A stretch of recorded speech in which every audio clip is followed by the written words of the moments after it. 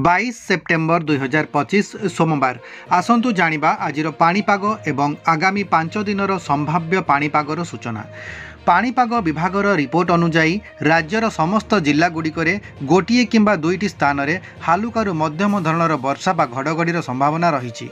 Myanmar तट निकटवर्ती उत्तर अंडमान सी रे सृष्टि होइतिबा चक्रवात वर्तमान म्यांमार तट एवं दक्षिण बांग्लादेश तट निकटवर्ती उत्तर पूर्व बंगोपसागर रे रहिछि। यह समुद्र पृष्ठरु 5.8 किलोमीटर उपरे गति करुछि, जहा प्रभाव रे एक लघुचाप क्षेत्र उत्तर बंगोपसागर रे आगामी 24 घंटा मध्य सृष्टि हेबार संभावना रहिछि।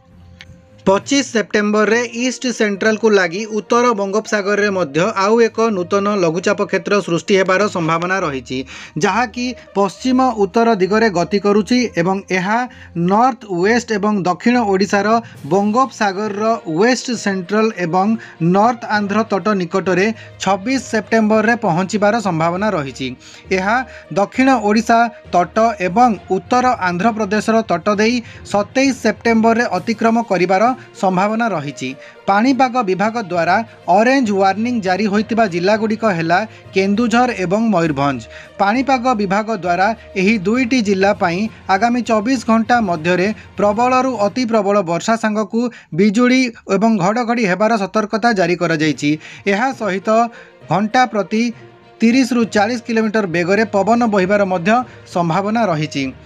पाणीपाग विभाग द्वारा येलो वार्निंग सहित प्रबल वर्षा पाई सतर्कता जारी करा जायतिबा जिल्लागुड़िक हेला कोरापुट, मालकानगिरी, रायगड़ा, गजपति, गंजाम, कंधमाल, कलाहांडी, सुंदरगढ़, बालेश्वर, भद्रक, केन्द्रापड़ा और जगतसिंहपुर एही सबु जिला मानकरे गोटिए किंबा दुईटी स्थान में प्रबल वर्षा सांगकु बिजुली घड़घड़ी हेबा सहित घंटा प्रति 30 रु 40 किलोमीटर बेगरे पवन बहिबार सतर्कता जारी करा जायछि।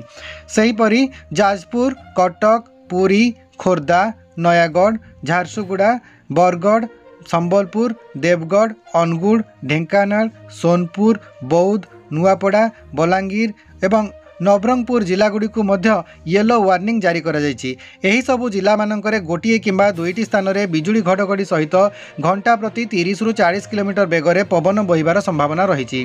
गतकाली झारसुगुड़ार तापमात्रा सर्वाधिक 36.4 डिग्री सेल्सियस रेकर्ड होइतिबा बेले फुलबाणीर तापमात्रा सर्वनिम्न 21.0 डिग्री सेल्सियस रेकर्ड होइतिबार सूचना मिली। चैनल टी को सब्सक्राइब करी बेल बटन को ऑन कर दियंतु एवं ता सहित एई वीडियो को गोटिए लाइक कर दियंतु।